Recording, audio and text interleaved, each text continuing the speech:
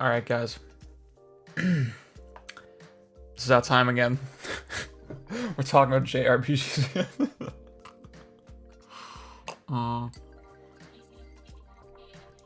I'm gonna reiterate some previously broached topics, but yeah, it's not actually about JRPGs specifically. You can rest easy. It's actually about RNG, the topic of this video, as you can probably see in the title, hopefully. And I think I want to mostly use turn-based RPGs and stuff like that to illustrate the point, because that's sort of the context I've been thinking about it in. But I guess this is just a video about RNG in general. It just comes up a lot in discussions about turn-based games, right? And I think then for a lot of people it's just hard to understand what exactly is the difference between RNG in this scenario and RNG in other scenarios, and why is it used, and how can it be good or bad, right? So, like I said, I've been thinking about it lately a lot in the turn-based RPG context, but there was a big discussion in my bubble about it this weekend in particular, because there was an article on, I think Noisy Pixel is the website,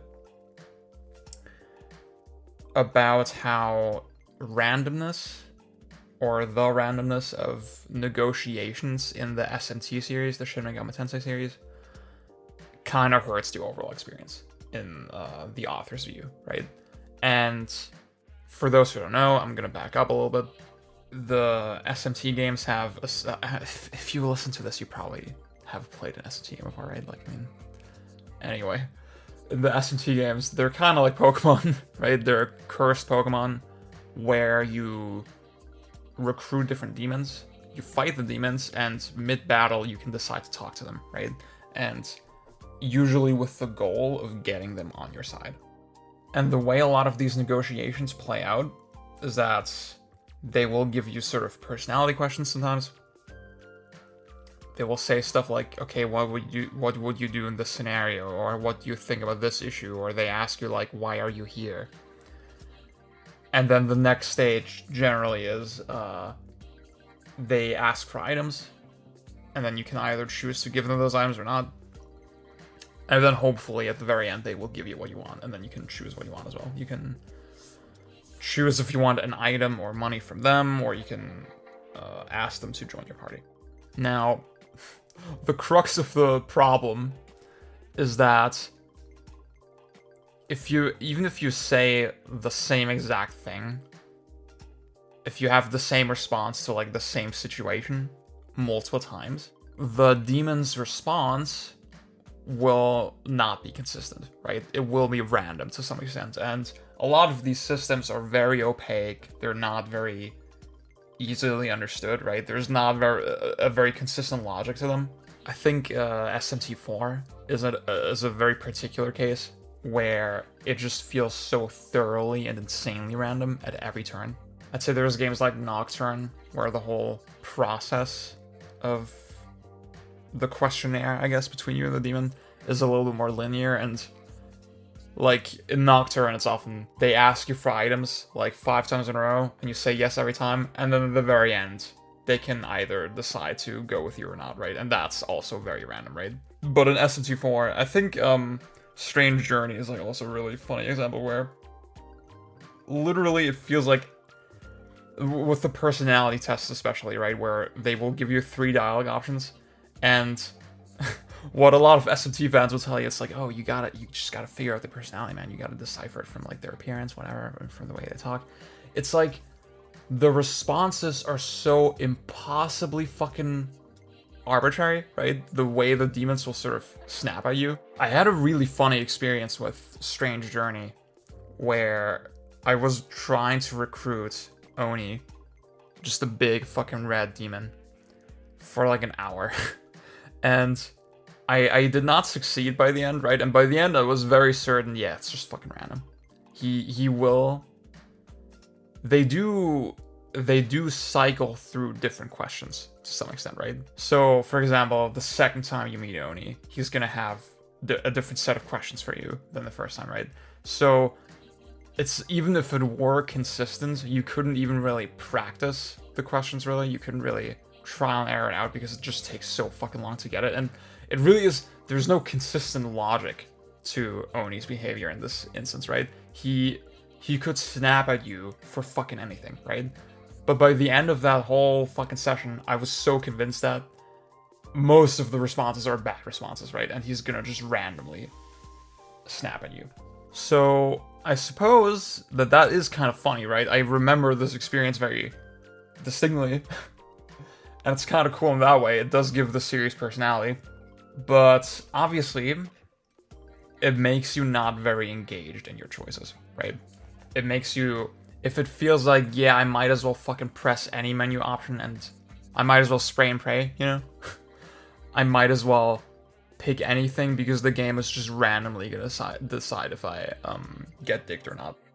And I think this system, this negotiation system, is such an interesting microcosm in particular because the stakes are relatively low, right? It's not... If we had this degree of randomness with just attacking, right? Like, whether your attacks are going to hit or not, we would take way more of an issue with it, right? But because it's the subsystem, we're kind of okay with some stuff just going wrong due to no fault of our own, right?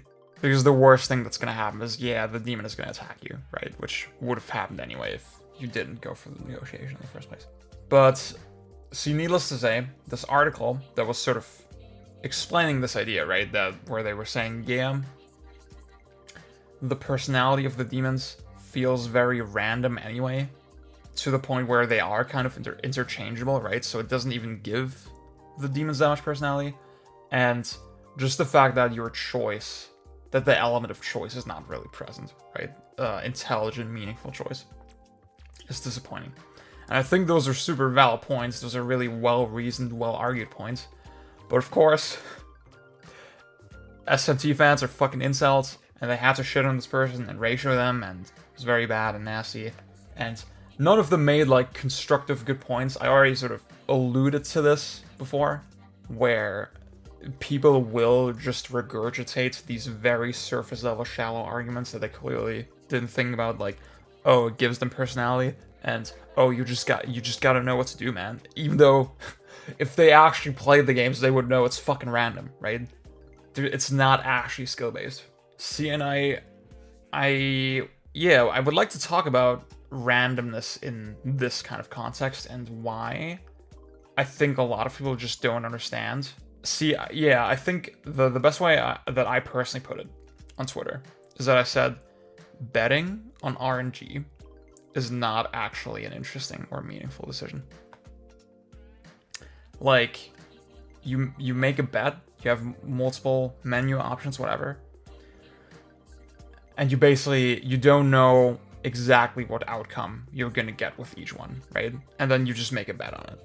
The easiest example of that would be, yeah, I can attack an enemy, and whether I hit them or not, it's 50-50, right? And then you make that bet. Why is that not an interesting decision, in my opinion? It's because, in this specific instance, right, the reward / punishment after that decision, right, is completely decoupled from the quality of my decision, right? The example that I like to explain it with is, imagine in Fire Emblem, right? I think Fire Emblem is really intelligently designed. I think it's actually a really interesting series as far as turn-based stuff goes, because over the course of most Fire Emblem games, you will recruit new units, and then each single unit either starts out pretty strong or pretty weak, right? And it's smart because generally over the course of the whole game, if you spend time leveling the weaker units, they will actually by the end become the strongest members in your party, right? Whereas the stronger units, they kind of plateau very early. So that's very cool because it encourages you to take some risks, right? It encourages you to whittle down the enemy's health with your stronger guys and then go for the kill with the weaker guys. So that's pretty interesting, right? Well, imagine two different scenarios, right? I have an enemy that's about to die in either scenario. And in either scenario, I'm gonna try to kill that enemy with my weaker unit. Or I'm gonna think about doing so, right? Scenario A, my hit chance is 90%. The game is very transparent about that, right? It tells you how high your chance is to hit the enemy. And scenario B, my hit chance, it's the same exact thing, right? But the hit chance is 30%, right? See, the choice here now is you basically weigh up the risk of eating into your own resources, which in this case is your unit, right? Your unit might permanently die, right, if you fuck up.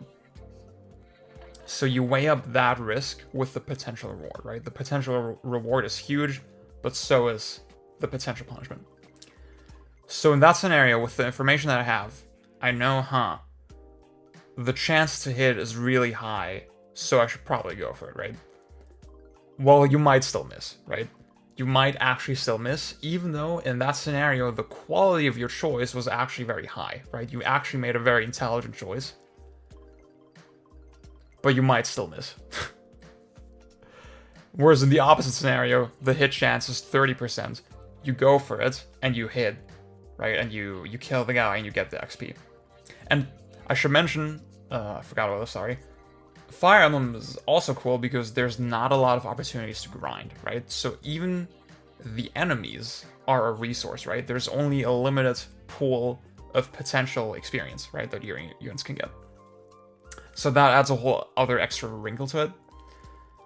But yeah, that makes going for that kill with that unit even more valuable, right?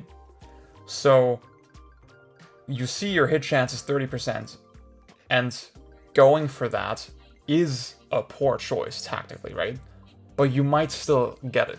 The game might decide, okay, we'll give it to you, right? So the game rewards you even though your choice was kind of bad. And see, that's not even the point, right? The point is not that the rewards and punishments are inconsistent. It's more that I don't feel especially engaged when I know that the quality of my decision-making matters so little, right? So I think you can understand what I'm saying, right? Like, and this, again, it ties back into the whole negotiation thing, right? Where if it's so fucking random, you're not actually making decisions. You're not actually making meaningful bets. Even if there's... My friend Heather, she made tweets about it. And she said, yeah, the randomness, I guess, is kind of interesting if it's tied into, like, a resource, right? In SMT, again, to go back to that example, a lot of the time the demons will ask you for items. And that can be like, oh shit, I only have 2 more life stones. Do I really give my life stones to this fucking guy on the chance that they might join my party? That's a difficult choice, right? In practice, often it's not a difficult choice at all because the SMT games are very lenient with items. And with Maka generally. Maka and SMT is money, sorry. Sorry for the non-SMT players. And see, I can see what Heather is talking about with that, because, like, yeah, if the resources were more limited, you would think about it harder, right? But I still don't think that would actually fix the problem, because then we still have the scenario where you have situations where it's very objectively clear, okay, can I afford to eat into my resources, yes or no? But that still doesn't have, again, like, you analyzing that situation still doesn't actually determine the reward, right? Even though you've determined that, yeah, I can afford to go for this, you might still not get it. And even though you've determined, yeah, I can't actually afford to go for this, you might still get it. See, I think you could even look at this as, like, a curve over the whole game with your resources, the way your resources sort of go up and down. It almost doesn't matter what choices you make when, because the RNG will always sort of even it out, you know? And that's why I think even with harsher resource management, it wouldn't really be engaging. It doesn't actually make the choices engaging, because again, you're not actually making choices on the potential reward, right? You're making choices based on your resources more than anything. And those answers are so objectively clear a lot of the time, yeah. And, see, that's why I've gone on record saying, yeah, I don't actually believe that resource management in RPGs is actually a thing. Or it's like, it's kind of an overrated aspect of them. Because, yeah, I'm realizing this is a little bit besides the point, but I think it will illustrate the idea a little bit, because it will illustrate why it's such a challenge to work with a turn-based system. See, in most JRPGs, turn-based JRPGs, you have health and mana, right? You have health and MP, magic points, whatever. So you have physical, free attacks that are weaker and less reliable, and you have stronger magic attacks that are limited, right? Now, obviously, the challenge would be, if you believe RPG fans, they would tell you, yeah, the challenge is to manage your resources, right? To figure out, okay, when is the best moment to use magic, when is the best moment to use physical attacks, blah, blah, blah. I might have actually talked about this before, but basically, I think the way it just boils down in the end anyway, in every fucking game, is that if you don't use magic, the fights are gonna take longer, and you're gonna leave yourself more chances to get hit by the enemy, right? So you're gonna lose health. And if you lose health, you either use magic to heal yourself, or you use restorative items. Conversely, you can use magic to finish the fights quicker, but then guess what? You're draining magic instead of your health, and what you do then, you use restorative items to restore your magic. Do you see the problem?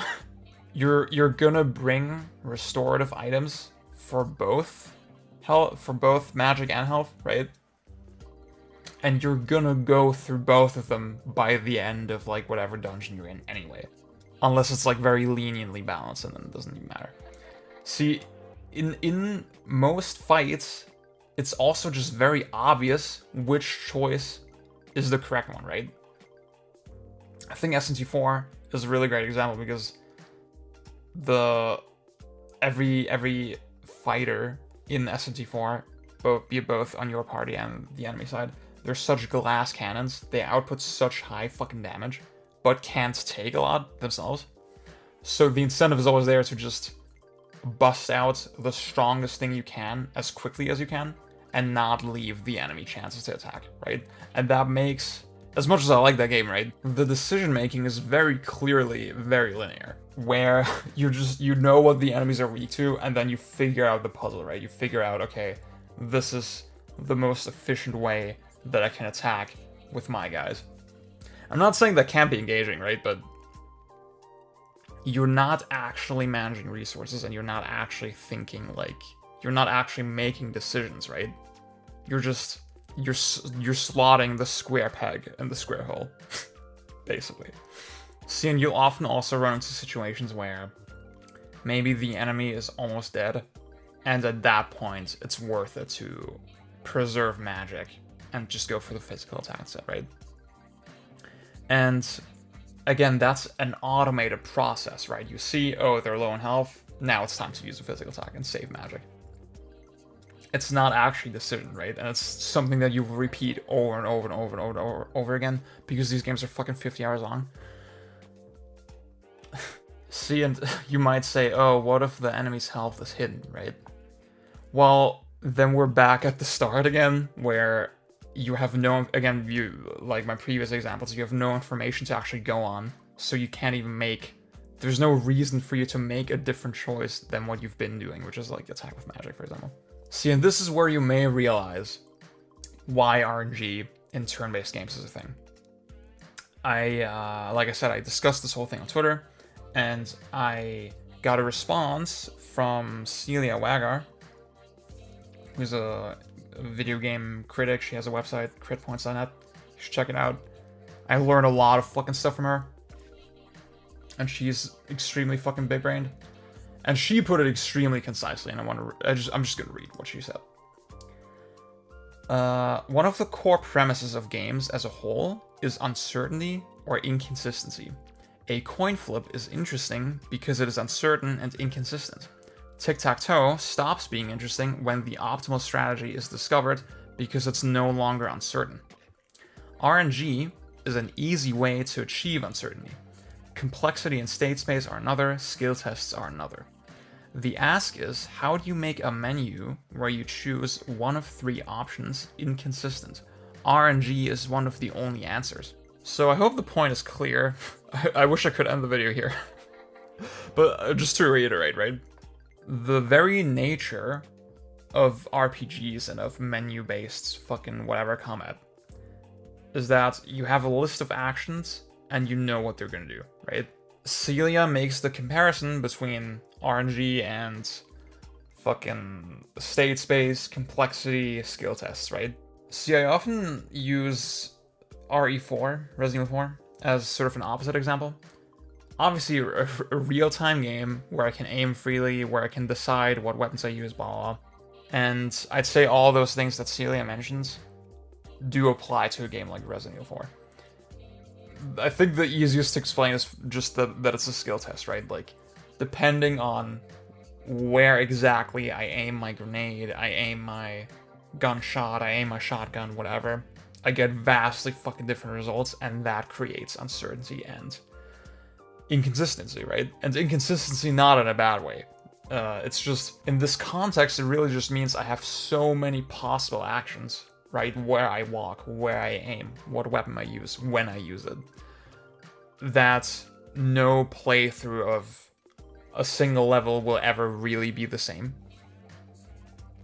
Whereas in an RPG, like, you could... If RNG didn't exist in a turn-based RPG, then you could literally just go through the entire game with the same set of actions, right? You could just learn the correct set of actions and then go through it. RNG is the only way to really disrupt it.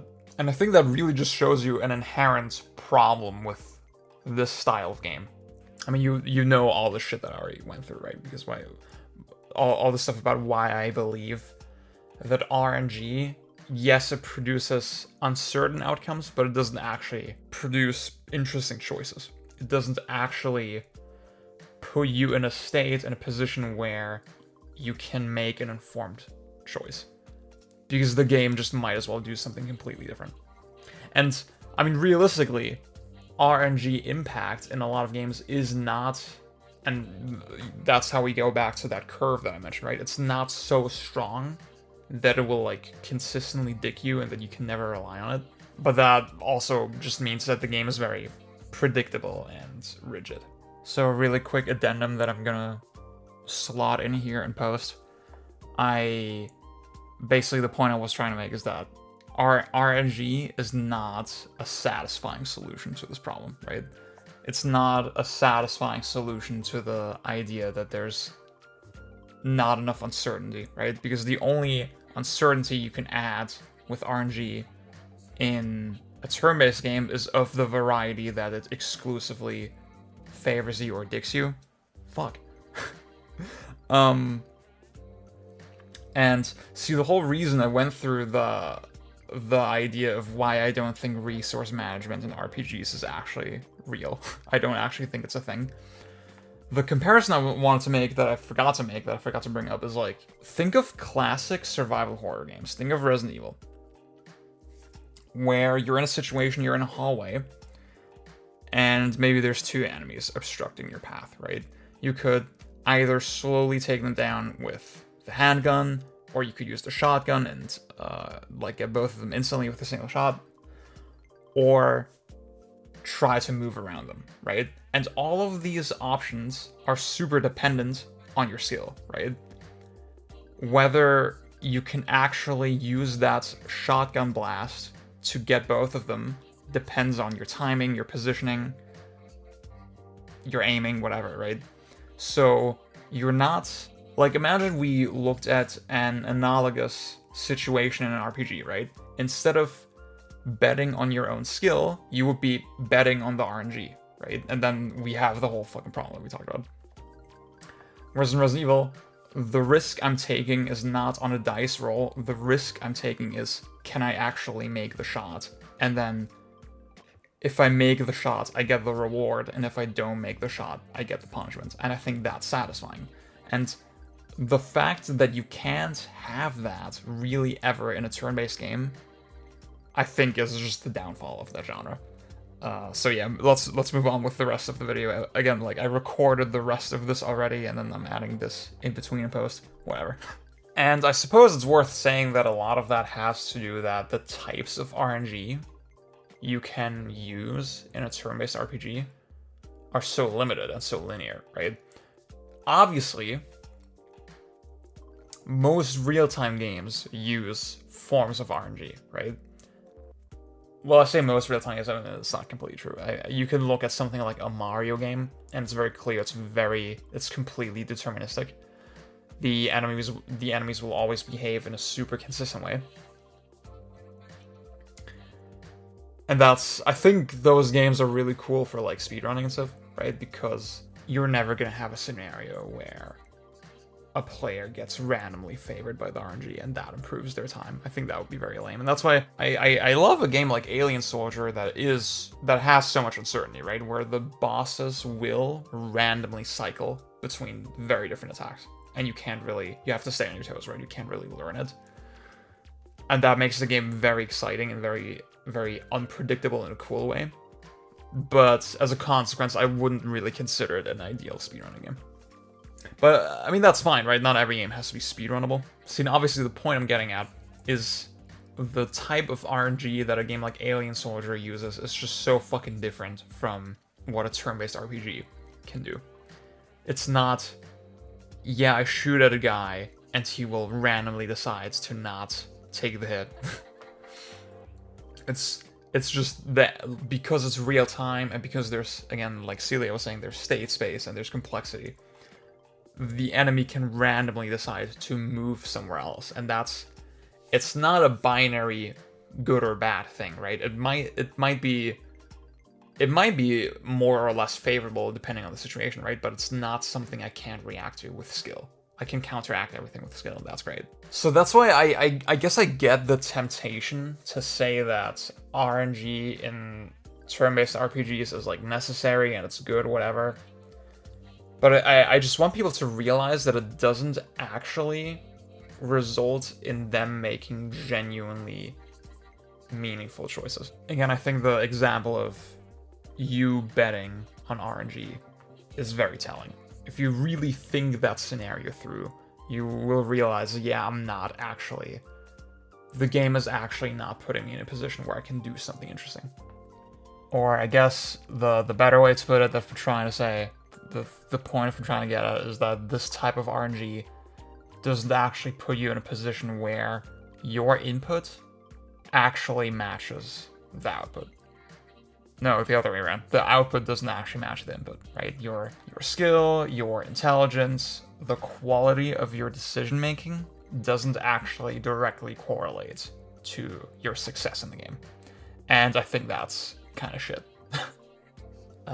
Yeah, I think that's all I have to say on that, hopefully. That's a pretty tight half-hour video. Nice. Let's fucking go. I have another really interesting topic planned for this month. By the way, yeah, I see, if you've noticed, with the Magenta Monthlies, I always was like a month behind. I've been a month behind for so fucking long. And see, last month, I really went fucking crazy with releases for the YouTube channel, whatever, and, like, doing a lot of things at once that I was like, yeah, you know what, we'll just skip August, fuck it. Now, this is the Magenta Monthly September, and now I'm officially on time. Yeah, so I also need to get the other one out, but I'm recording this on the morning of the 27th. Yeah, hope you look forward to the other thing. Hope you enjoyed this, and peace out.